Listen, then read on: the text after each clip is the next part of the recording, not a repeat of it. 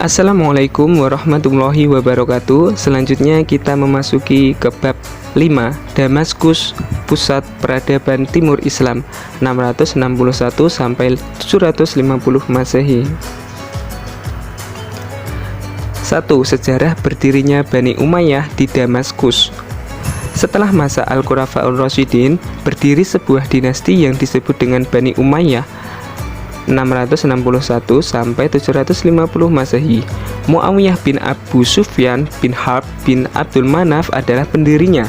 Muawiyah bin Abu Sufyan berhasil mendirikan dinasti ini bukan hanya karena kemenangan diplomasi pada peristiwa Siffin, akan tetapi ia memiliki pemikiran yang kuat untuk membangun masa depan. Dukungannya terhadapnya diperoleh dari Bani Umayyah dan orang-orang Suriah. Pada awal pemerintahan Muawiyah bin Abu Sufyan, wilayah diperluas hingga ke India. Ke India, dia mengutus Muhallab bin Abu Sufrah. Yazid bin Muawiyah memimpin perluasan ke wilayah barat, daerah Bizantium. Perluasan mencapai pula daerah luar Arab seperti kota Konstantinopel. Ahli sejarah mencatat terdapat 13 orang yang pernah menjadi khalifah pada dinasti Umayyah di Damaskus. Untuk lebih memudahkan mengetahui para khalifah Bani Umayyah di Damaskus, perhatikan tabel berikut ini.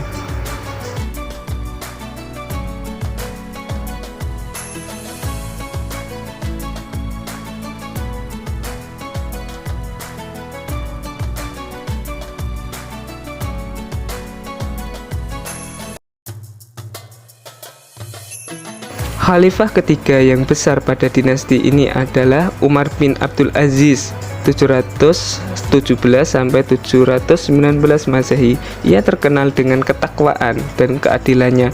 Di Madinah, ia menghabiskan waktu untuk belajar ilmu agama, khususnya bidang hadis. Pada awalnya dia penjabat yang kaya raya, ketika menjadi khalifah berubah menjadi orang yang zuhud, bekerja keras, sederhana, dan juang tangguh. Umar bin Abdul Aziz memiliki kebijakan pemerintahan yang mendukung pada kemajuan. Ia memerintahkan pengumpulan hadis. Ia mampu mendamaikan antara Muawiyah, Khawarij, dan Syiah. Gaji gubernur dinaikkan, pemerataan kemakmuran diberikan melalui santunan kepada fakir miskin, dinas pos diperbarui, kedudukan orang non-Arab yang dinomorduakan dengan orang-orang Arab menjadi disamakan. 2. Kemajuan peradaban Islam pada masa Bani Umayyah di Damaskus. Peradaban Islam pada Bani Umayyah di Damaskus dicirikan dengan berbagai kemajuan tata kelola di berbagai bidang. Bidang yang dikembangkan diantaranya adalah pemerintahan, hukum, sosial, ekonomi, keagamaan, dan pendidikan. A. Pemerintahan. Struktur dan administrasi pemerintahan Bani Umayyah merupakan penyempurnaan dari Al-Khulafa'ur Rasyidin yang dibentuk oleh Khalifah Umar bin Khattab. Wilayah kekuasaan yang luas terbagi pada beberapa provinsi yang dipimpin oleh gubernur atau wali yang diangkat oleh khalifah. Beberapa orang khatib, sekretaris, mendampingi gubernur, seseorang hajib, kepala rumah tangga istana, dan pejabat-pejabat lainnya, antara lain Sahib al-Kharaj, penjabat pendapatan, Sahib al-Syuttah, penjabat kepolisian, dan Kadi Hakim. Kadi dan penjabat pendapatan diangkat oleh khalifah yang bertanggung jawab kepadanya secara langsung.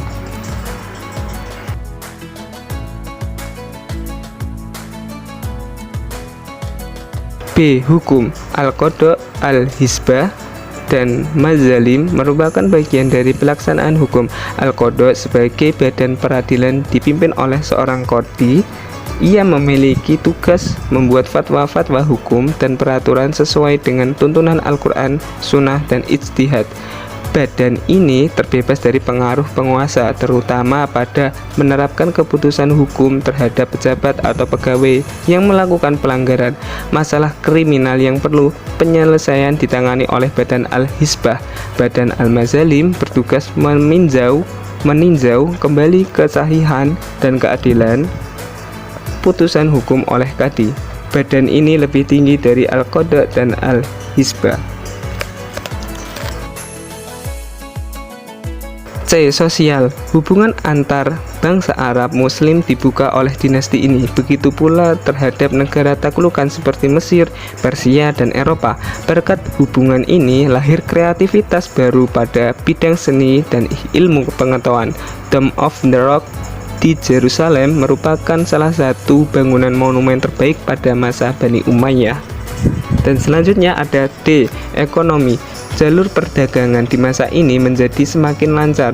Pelabuhan dagang yang ramai dan makmur diantaranya adalah Basrah di Teluk Persia, begitu pula Aden. Pada Masjid Bani Umayyah dicetak mata uang khusus, juga mengembangkan beberapa jabatan sehingga memperbesar lapangan pekerjaan. Gaji tetap yang diperoleh berdampak pada kesejahteraan. Pengumpulan pajak ditetapkan oleh khalifah.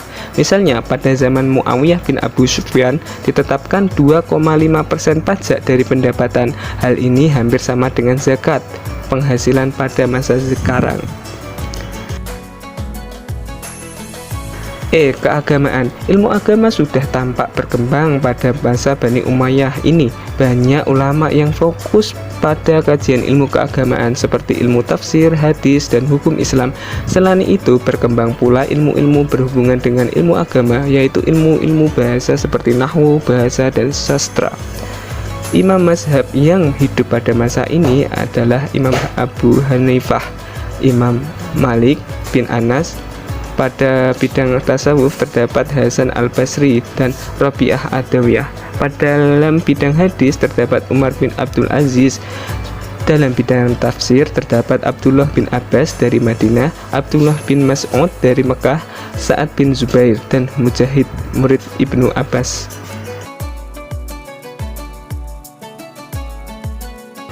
F. Pendidikan. Dinasti Umayyah berjasa besar dalam mengembangkan ilmu pengetahuan. Mereka menjadikan masjid sebagai pusat aktivitas ilmiah termasuk syair, sejarah, diskusi, dan akidah, serta pembelajaran lainnya. Di daerah taklukan banyak pula didirikan masjid.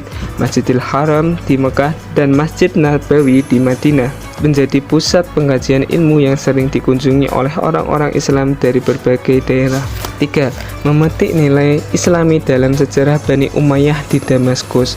A. Meningkatkan keimanan dan ketakwaan kepada Allah Subhanahu wa taala, menyontoh semangat menuntut ilmu, mengembangkan budaya sesuai dengan ajaran Islam, menguatkan persatuan dan kesatuan dengan tidak membeda-bedakan warna kulit, negara, suku, bangsa, dan lainnya, memiliki semangat untuk membela agama, bangsa, dan negara, menumbuhkan tanggung jawab dan pelaksanaan tugas, mencontoh seseorang pemimpin yang dicintai oleh rakyatnya, menumbuhkan semangat cinta tanah air, dan membangun bangsa. Terima kasih, sekian materi kali ini bab 5. Semoga bermanfaat. Dari saya, wassalamualaikum warahmatullahi wabarakatuh.